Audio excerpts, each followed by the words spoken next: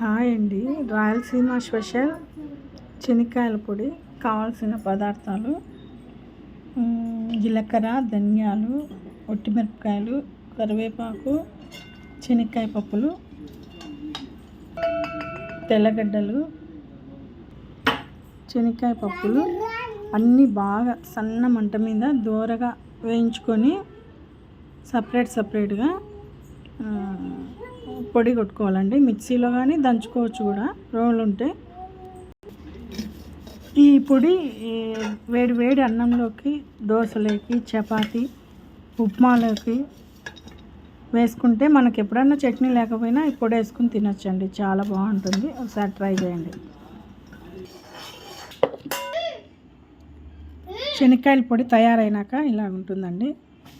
తెల్లగడ్డలు బాగా వేసుకుంటే బాగా దగ్గరగా బాగా ఉంటలుగా వస్తుంది పొడి. చాలా బాగుంటుంది.